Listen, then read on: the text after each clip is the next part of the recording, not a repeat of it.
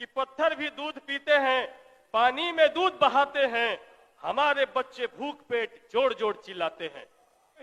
ये जो मनुस्मृति है, पेज नंबर 273 पर लिखा है कि जो शूद्र ब्राह्मण के साथ एक आसन पर बैठना चाहे तो राजा उसकी कमर पर दगवा कर उसे देश से निकलवा दे या उसकी चुत्तर कटवा ले। पेज नंबर 271 पे लिखता है कि शूद्र यदि द्विजातियों से कठोर वचन कहे तो उसे जीभा छेदन दंड दिया जाएगा, क्योंकि वो अधम है, पैर से उत्पन्न हुआ। इसमें कहता है महोदय कि नाम और जाति लेकर यदि शूद्र द्वय से द्विज की निंदा करे तो जलते हुए 10 उंगली लोहे की सलाख उसकी मुंह में डाली जाए। क्या किसी कुत्ता को, गधा को मुंह में 10 उंगली लंबा लोहे का रड लाल करके डाला गया होगा महोदय? इसने किला बनाया, महल बनाया, कोठी बनाया महोदय, लेकिन उसमें शौचालय नहीं बनाया। क्या बनाया? एक जात बनाया, डोम बनाया, मेहतर बनाया कि बाकी लोग मल मूत्र करेंगे और सुबह उठ के हाथ से उठा के माथा पे उठा के फेंकने का काम करेगा।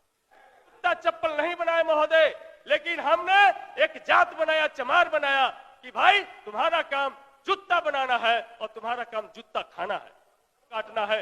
यह भारत का मनुवादी व्यवस्था। यहाँ जात पूछ करके डेरा नहीं मिलता महोदय। हम विधायक बन गए, हमको 3 महीना तक कोई डेरा नहीं दिया। अभी जो भारत के प्रधानमंत्री, यशस्वी प्रधानमंत्री लोग कहते हैं, उनका एक किताब प्रकाशित हुआ, कर्मयोगी।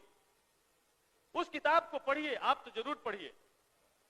उस कर्मयोगी के बारे में नरेंद्र दामोदर दास मोदी जी ने लिखा कि भारत में मल मूत्र साफ करना, पैखाना साफ करना, गंदगी साफ करना, ये दलितों का परम कर्तव्य है। इसको साफ करके उनको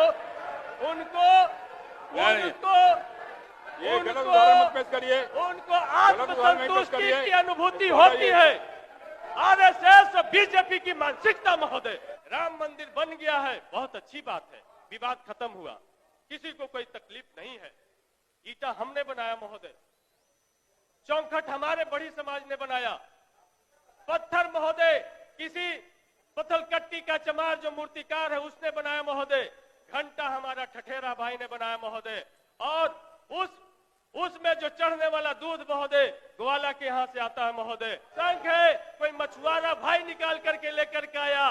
लेकिन शर्म तब होता महोदय कि जब बन के तैयार हो जाता है, भारत की राष्ट्रपति द्रौपदी मुर्मू जी को लाया नहीं जाता महोदय। दुख तो तब होता महोदय कि राष्ट्रपति भी हो गए लेकिन प्राण प्रतिष्ठा में हम नहीं जा सकते हैं, क्योंकि हम आदिवासी हैं। आराम से बोलिए, आराम से बोलिए।